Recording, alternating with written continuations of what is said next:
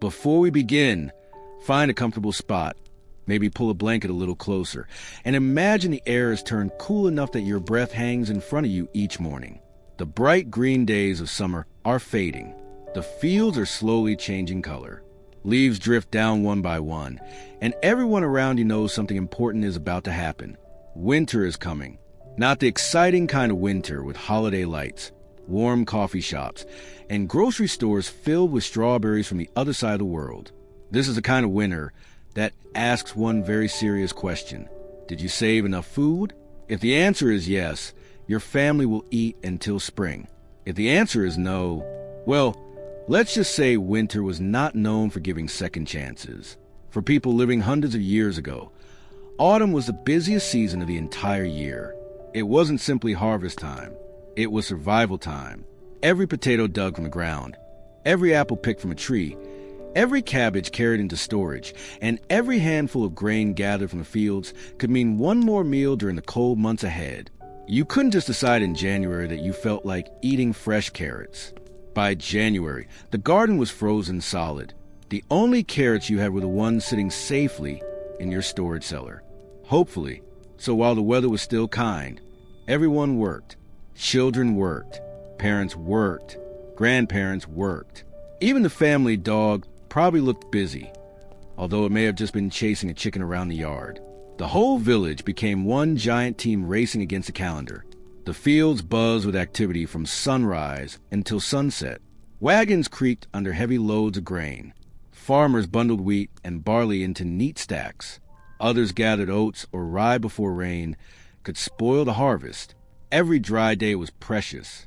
A week of bad weather at the wrong time could ruin months of hard work. Then came the vegetables. Root vegetables were some of the greatest heroes of winter, though they rarely get the credit they deserve. Turnips, carrots, parsnips, onions, and beets were carefully lifted from the soil. They weren't washed until they looked perfect like vegetables in today's supermarkets. A little dirt actually helped protect them. Sometimes the best thing you could do for a carrot was simply leave it a bit muddy. Not exactly the glamorous life carrots dream about, but it worked. Large heads of cabbage were cut and carried home one after another. Cabbage was one of those dependable vegetables that seemed determined to survive almost anything. Cold weather? No problem. Long storage? Also fine. Being cooked into the same soup for the 50th time? It handled that too. People probably got tired of cabbage. Cabbage never seemed to get tired of people. Fruit had to be gathered before frost damaged it. Apples filled baskets and barrels. Pears were picked while still firm enough to last. Some fruit was eaten fresh, but much of it was dried or stored carefully for later. A good apple could survive surprisingly long if kept cool and dry. Of course, not everything could simply be placed on a shelf and forgotten. Meat needed much more attention. If a pig was slaughtered in late autumn, every part had to be used. Nothing was wasted. Large cuts of pork were rubbed generously with salt. Others were hung inside smokehouses where slow fires filled the air with thick, fragrant smoke. Over many days, the meat slowly dried while taking on a rich flavor that also helped protect it from spoiling. Imagine spending hours making enough smoked meat to feed your family through the winter, only to discover the village cat has been making its own plans.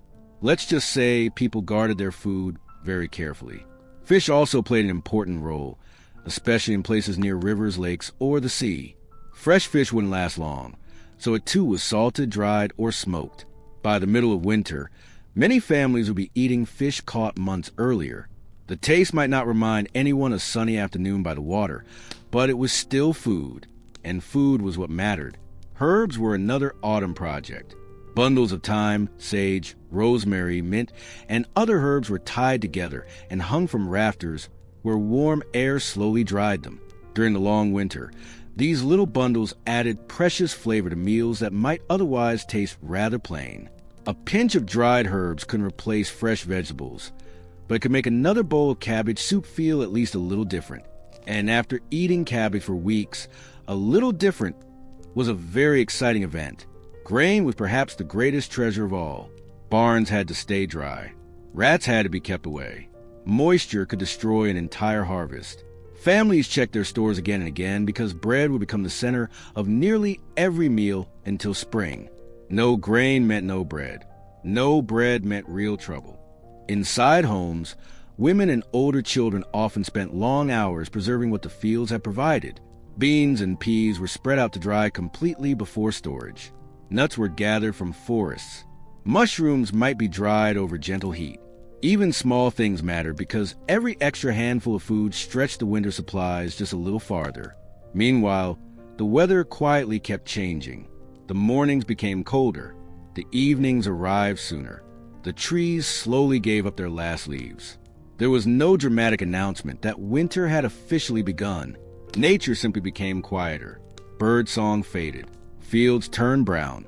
The gardens that overflowed with life only weeks earlier now looked empty. People noticed these changes without saying much. They had seen them every year of their lives. They understood what they meant. Soon, the doors of the storage cellar would close. The barrels would stay sealed. The smoked meat would hang untouched until it was needed. The fresh world outside would go to sleep. There was comfort in knowing the hard work was finished. But there was also worry. Had enough grain been stored? Would the salted meat last? Would mice find their way into barn? Would the apples stay good until midwinter? No one could know for certain. That uncertainty followed every family into the cold season. As the first frost sparkled across the fields one quiet morning, the great race against time was finally over. The harvest was finished. The baskets were empty because everything had been packed away. The garden stood silent beneath the gray sky. Now came the true challenge. For the next several months, every meal would come from what had been saved during these busy autumn weeks. The land had given all it could. Until spring returned, there would be nothing new to gather, nothing fresh to pick, and no second harvest waiting just around the corner. Winter had arrived, and from this moment on, every bite would be a small piece of autumn remembered. If someone had asked you, what day did you eat your very last fresh meal before winter? You probably wouldn't have known the answer. No one circled it on a calendar. No one gathered the family and said, everyone enjoy these fresh beans. They won't be back for another 6 months. Life simply moved along, one meal after another, until one day the fresh food was gone. That was one of the strange things about seasonal living. Big changes often arrive very quietly. Perhaps one evening there were still a few fresh onions from the garden. A handful of parsley sat on the table. Someone picked the last cabbage that hadn't been stored away yet. The soup tasted brighter somehow, though nobody stopped to think why. A week later, those little touches had disappeared. The onions now came from storage. The herbs were dried. The cabbage had spent days resting in a cool cellar. The food still filled your stomach, but something had changed. It had become older, not spoiled, of course, just older. Today we think nothing of eating strawberries in January or fresh lettuce during a snowstorm. If the supermarket runs out of one fruit, there are usually 15 others waiting nearby. People before modern farming had no such luxury. Once nature closed the kitchen for winter, that was it.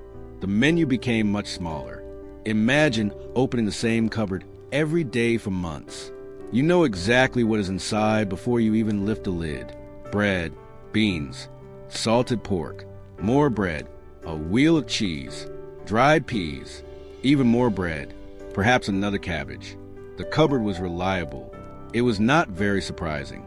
Breakfast often looked much like yesterday's breakfast. Dinner resembled last week's dinner. Supper had a suspicious habit of reminding everyone of both. No one complained that the chef lacked creativity. There wasn't much creativity to work with.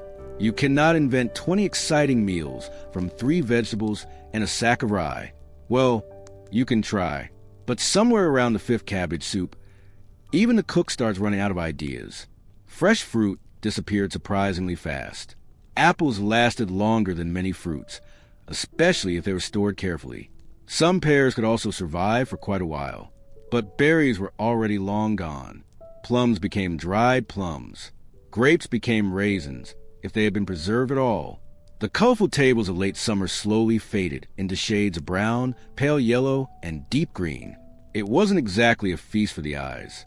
Then there was milk.